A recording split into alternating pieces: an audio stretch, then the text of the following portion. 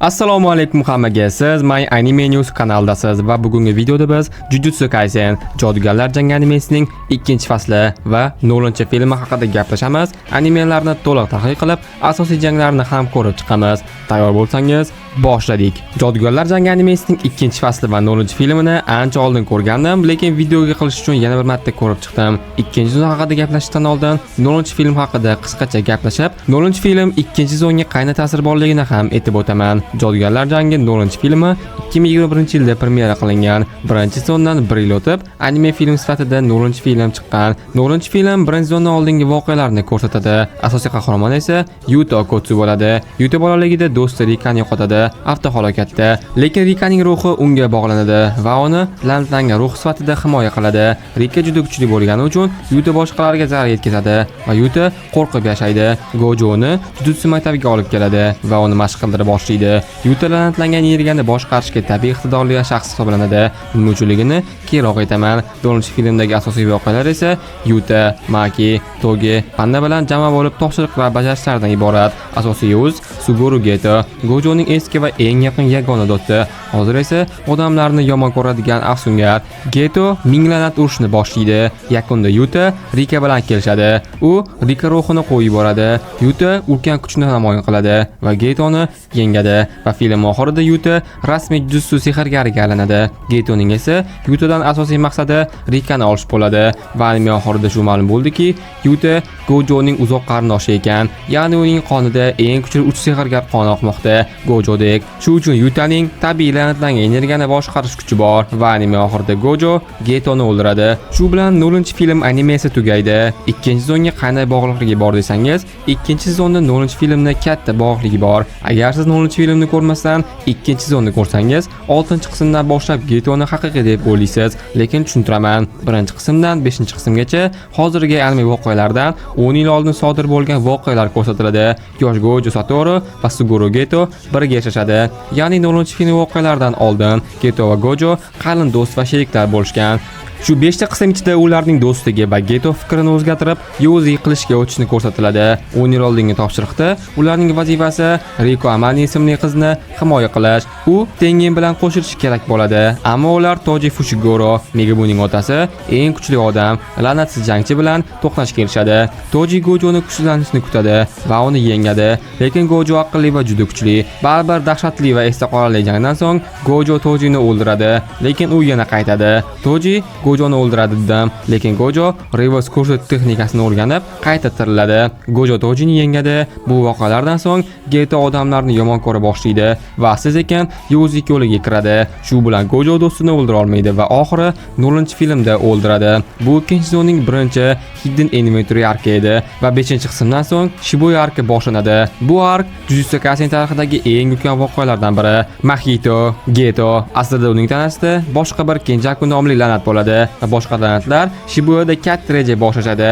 Bo'layotganimdek, Geto o'lgan va uning tanasini Kenjaku la'nati boshqaryapti. Agar siz 0-filmni ko'rmaganingizda buni bilmasdingiz, 0-filmning 2-sezonga bog'lovchi 2-qismi esa bu Yuto Shibuya arkida Gojoni muhrlashadi va Nanami Nobara, Zenin, Kuro va Megumi o'ladi derdim, lekin Megumi tirik qolarkan. Nanami, Nobara, Zenin, Kuroi o'lchadi. Megumi 2-sezonda juda ham ko'p janglarda qatnashadi. U juda og'ir jarohatlar olsa ham 2-sezon oxirida o'lmaydi. 2-sezondagi Megumining eng yomon ishlaridan biri bu Mahoragani, Ten Shadow texnikasining eng kuchli shigamasini chiqarishga urinadi. Bu jarayon juda xavfli edi, chunki Mahoraga har qanday narsaga moslasha oladi. Megumi hushdan ketadi, lekin Itadori va boshqa afsungarlar uni qutqarib qolishadi. Yana bitta narsani aytib qo'yaman, Megumi mangada yanada og'irroq taqdirga duch keladi. Sukuna uni o'z qobig'i sifatida egallab oladi. Itadoridan chiqib Megumiga o'tadi. Shu sababli Megumining keyingi holati juda xavfli bo'ladi va hozircha mangada ham uning taqdiri noaniq. Yana kuchli la'natlardan 2-sezonda Hanami, Dagon, Jogo, Mahito o'lishadi. Mahitoni Itadori yengadi Todo bilan, lekin Geto kelib Mahitoni yutib yuboradi. Hanamini esa Mahito o'ldiradi. Bo'layotganidek Toji qaytadi. Kapir Podsho Tojini nevarasiga o'tkazadi, kuchidan foydalanish uchun, lekin Toji nevarasini ruhini yengib, tanani egallab oladi va u Reganni o'ldiradi. Jogoni esa Sukuni o'ldiradi. Dahshatli va qiziqarli jang bilan o'zi ikkinchi sezon faqat janglardan iborat bo'lib, janglarga boy bo'ldi.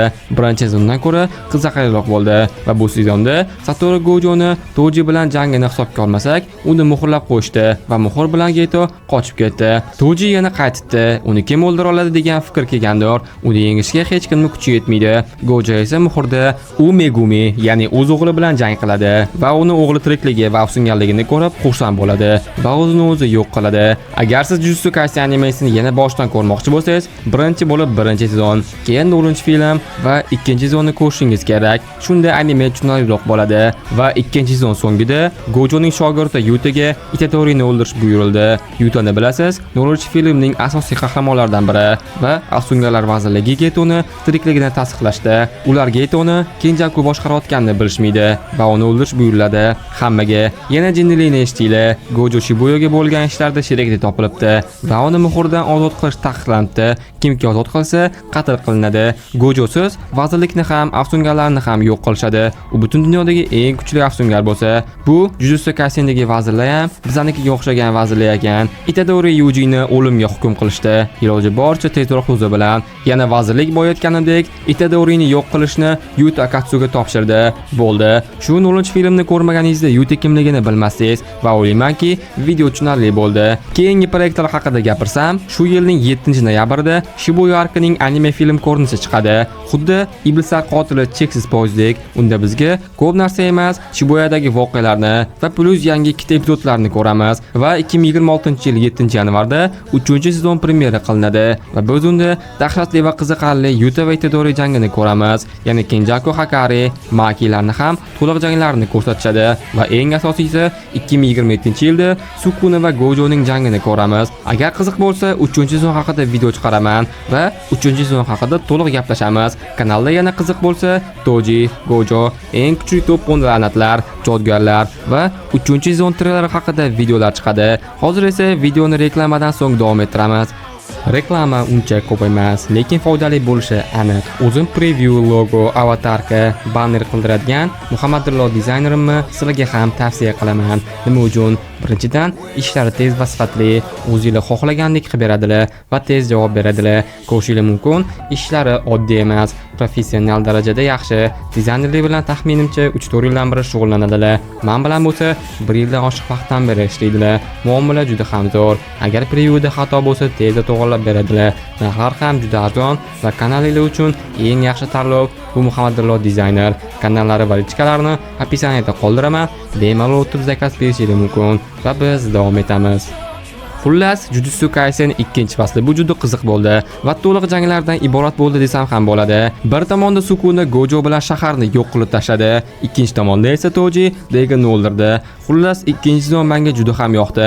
Animeni ko'rib umuman zerikib qolganim yo'q va videoda sizlarga animening asosiy voqealari, jang sahnalari haqida ma'lumotlarni berdim. Bugungi videoda sizlar bilan Jodgorlar jangi animesining 2-fasli va 4-filmi haqida to'liq gaplashdik va video haqida va anime haqida savollar bo'lsa, kommentariy ochiq bemalol savollarni beraversanglar bo'ladi. Kanalga obuna bo'lib, like bosib, shunga o'xshagan qiziqarli videolarni o'tkazib yuborsangiz uchun qo'ng'iroqcha tugmasini bosib qo'ying. Bosib qo'ygan bo'lsangiz, hozircha xayr. Keyingi qiziqarli videolarda ko'rishguncha